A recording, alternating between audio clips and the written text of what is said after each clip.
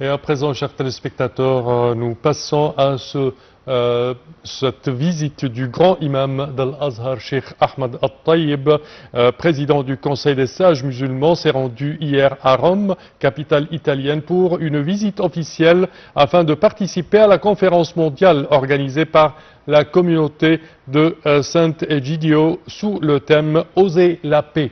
Alors, de nombreux dirigeants et décideurs, notamment Sa Sainteté le pape Léon XIV, pape de l'Église catholique, le président italien Sergio Mattarella et la reine Mathilde de la Belgique, ainsi qu'un groupe de personnalités religieuses et de penseurs par le monde entier sont présents à cette conférence. Pour aborder ce sujet, mesdames et messieurs, nous avons le plaisir d'accueillir au bout du fil Dr Kamal Gadallah, qui est professeur à l'université d'Al-Azhar. Bonjour, Dr Kamal. Bonjour. Alors, premièrement, la participation de Sa Sainteté, du grand imam d'Al-Azhar, Cheikh Ahmed Al-Tayyib, président du Conseil des sages musulmans, sa participation à ce conférence avec ce conférence mondiale organisée par la communauté de Sant'Egidio sous le thème de « Oser la paix ». Quelle est la signification de cela et quels sont les objectifs de cette conférence? Premièrement, dès le premier jour, dès son premier jour, en fait, à Mashiach de l'Azhar, oui. Son éminence, le grand imam de l'Azhar, a œuvré toujours pour établir la paix dans le monde entier, oui. Parce qu'il était tout à fait conscient du rôle de hommes de religion, ou bien de savants de religion dans le monde entier, et des représentants de toutes les confessions du monde, dans ce qu'on appelle l'artisanat de la paix. Je crois qu'il a organisé énormément de conférences, soit par exemple à Dubaï, soit par exemple en Europe, soit aussi dans l'Asie, toujours en vit en fait les guerres et les conflits qui ne cessent de faire les 4 coins du monde. Et aussi, étant donné que l'islam, c'est la religion de la paix, ce sont des dérivations de l'Ibrahim, c'est-à-dire en fait se pacifier avec tout le monde et se pacifier en fait dans sa relation avec Allah, gloire à lui, avec tous les êtres humains. Donc l'objectif de telle conférence, c'est de chercher comment les hommes de religion dans le monde entier, surtout les deux grandes religions dans le monde, c'est-à-dire la chrétienté et l'islam, comment pour établir et comment par exemple un croyant à se pacifier les uns envers les autres, comment par exemple mettre fin aux conflits qui sont dus selon les grands imams à l'injustice, à la pauvreté, à la misère et aux problèmes à la fois sociale et politique. Donc, si on pourrait mettre fin à de telles causes, donc on va désamorcer les conflits dans le monde entier. Deuxièmement, en fait, comment s'entretenir avec les hommes politiques, et bien les parlementaires aussi, c'est-à-dire tout ce qui travaille politique, soit responsable, soit représentant de peuple pour ancrer le principe de la paix dans le monde, étant donné que maintenant le monde est devenu une scène de guerre dans plusieurs endroits. Vous avez par exemple la Palestine, vous avez la Croatie, vous avez par exemple aussi les interconflits en Afrique et aussi dans plusieurs endroits du monde. Donc comment mettre fin à de telles violences, à de tels massacres, en fait, à de tels génocides qui se passent surtout en Palestine.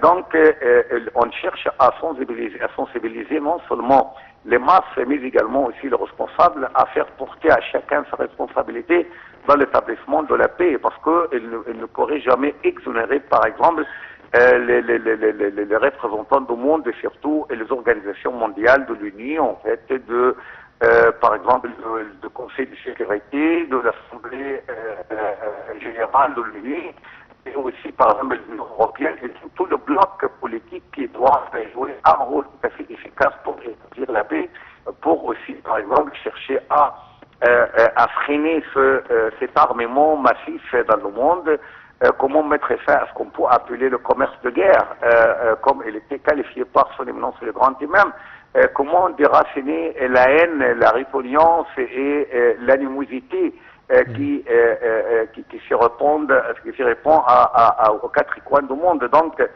c'était comment, par exemple, travailler ensemble, main à main, coude à coude, pour mettre fin au conflit dans le monde, comment aussi se servir de la religion et de ses sublimes finalités, sublimes moralités pour entrer aux esprits, au principe de la paix. Dans le cadre du hadith du prophète sallallahu alayhi wa sallam, al-muslim man salima al-nasu min lisanihi wa yadihi, c'est-à-dire un bon musulman, c'est celui dont de sa main et de sa langue, les gens sont à l'abri, c'est-à-dire ils n'agressent ni par main, ni d'une façon verbale, ni d'une façon, par exemple, physique. Les autres, donc, c'est quelqu'un qui vit en paix avec tout le monde, qui est même une coexistence pacifique. Donc, ce sont les objectifs généraux de la conférence multiconfessionnelle, multireligieuses et aussi multi-ethniques, parce que étant donné qu'en fin de compte, nous sommes des êtres humains, nous sommes créés en fait à partir d'un seul homme et d'une seule femme. Donc, nous devons nous interconnecter, nous interaider pour établir notre sublime finalité, c'est le fait que la paix règne le monde. Quand on parle également de l'Égypte, Dr Kamel, on parle d'un exemple de coexistence entre musulmans et chrétiens de par des siècles. Comment voyez-vous cela et quelles sont, je dirais, les leçons à tirer de la coexistence entre musulmans et chrétiens en Égypte? Ah oui, c'est un exemple tout à fait proverbial, si vous voulez, c'est à suivre par tout le monde parce que en fait, l'Égypte a subi plusieurs influences dès le début en fait de son histoire et a connu en fait cette coexistence pacifique qui est due à plusieurs éléments dont il y a des éléments naturels comme par exemple le fleuve du Nil qui relie tous les habitants de ce territoire, de ce sol béni en fait par Allah et providentiellement protégé par Allah, gloire à lui.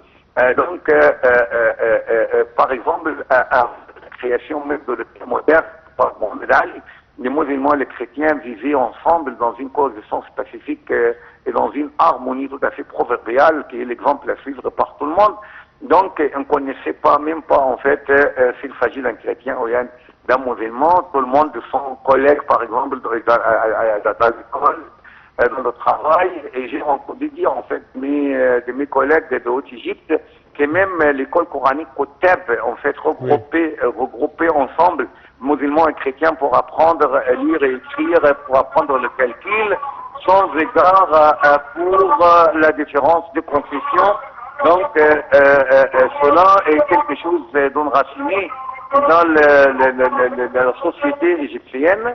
Et aussi après la création de l'État moderne par Mohamed Ali, tout le monde est devenu des collègues, des amis, des voisins, et il n'y a aucune tension entre musulmans et chrétiens sur fondement religieux. Vous pouvez trouver par exemple de petites bagarres en fait pour par exemple des problèmes d'ordre social comme par exemple la route, comme par exemple des problèmes qui se passent entre eux-mêmes, les musulmans eux-mêmes et les chrétiens eux-mêmes. Et donc, hormis cela, il n'y a pas de ce qu'on peut appeler des séditions, par exemple, sectaires ou non. Cela n'existe pas en Égypte, ce n'est pas la nature de l'Égyptien. Donc, c'est un exemple à suivre par tout le monde. Par exemple, vous avez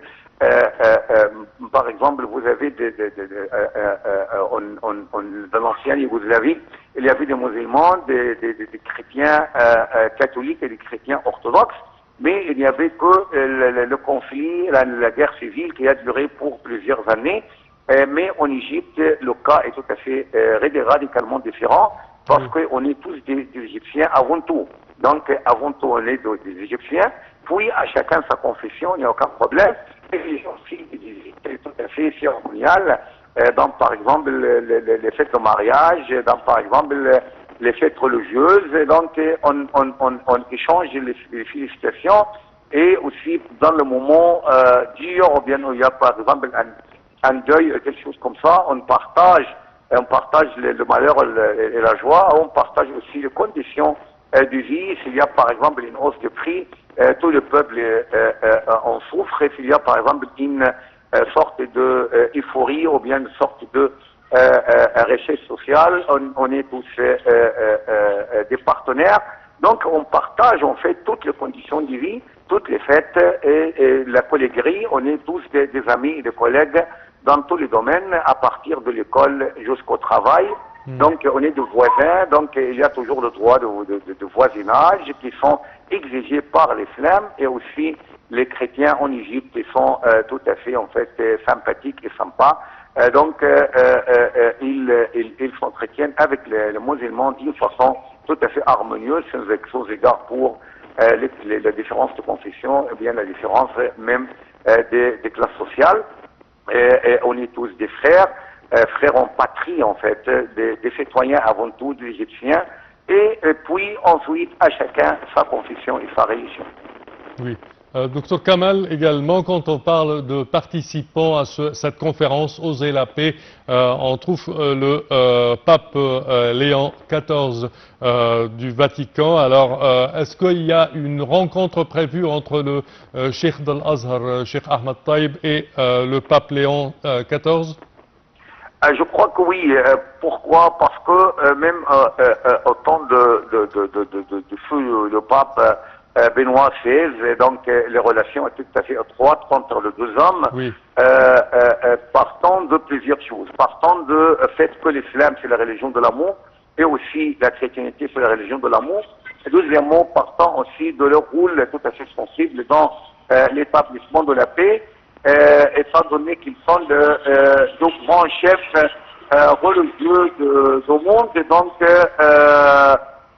donc je crois que les relations seront assez étroites entre les mêmes et le grand pontife, comme il était avec son successeur. Donc c'est quelque chose de très très prévu, et les mêmes en fait ouvrent toujours le bras à accueillir tous ces homologues pour travailler ensemble dans l'artisanat, ou bien la création, l'établissement de la paix sur la planète. Parfait, Dr Kamal Gadallah, je tiens à vous remercier énormément de vos explications. Merci à vous. Je répète que vous êtes professeur à l'université d'Al-Azhar. Chers téléspectateurs, à présent une petite pause.